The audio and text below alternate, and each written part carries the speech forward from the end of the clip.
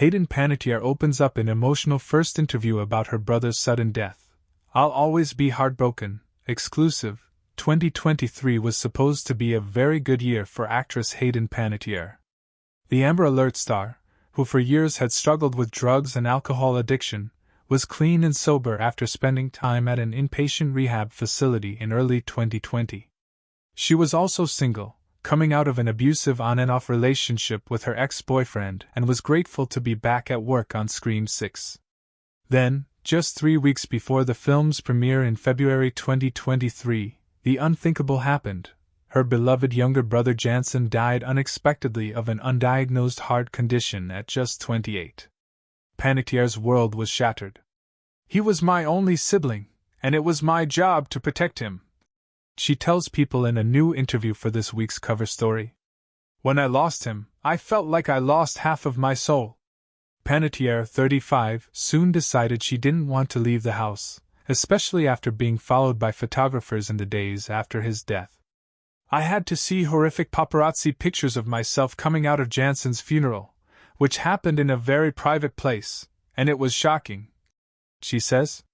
"My agoraphobia came out, which is something I've struggled with in the past."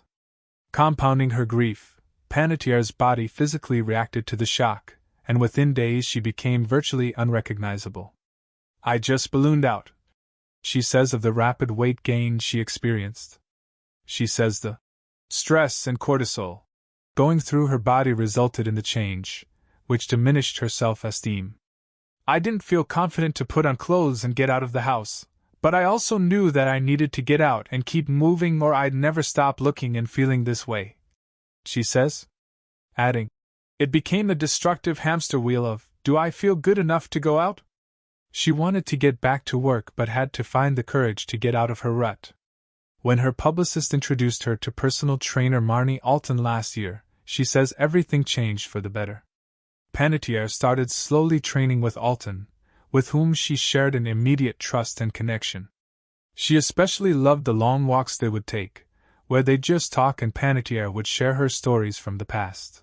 "These long, beautiful walks where we could vent, and it would be this therapy session," she says. "Marnie empowered me." The endorphins Panettiere was getting from burning fat elevated her mood, too. "My body just started reacting, not just from the working out. It allowed me to release the stress, the high expectations I'd always put on myself," she says. As her insecurities faded, so did her agoraphobia.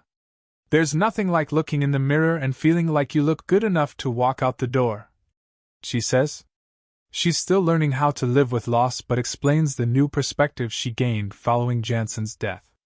"When something that massive has happened to you, you really learn to pick your fights and just not let the little things upset you," she shares. "Because once something so horrific, so deep, so catastrophic happens in your life, there's not much that can really rock you." Though she's looking forward to the release of her new movie Amber Alert, in theaters September 27th, she's mostly just grateful that she's feeling more and more like herself every day. That doesn't mean she's healed from the trauma of Jansen's death, or ever will be. "I will always be heartbroken about it.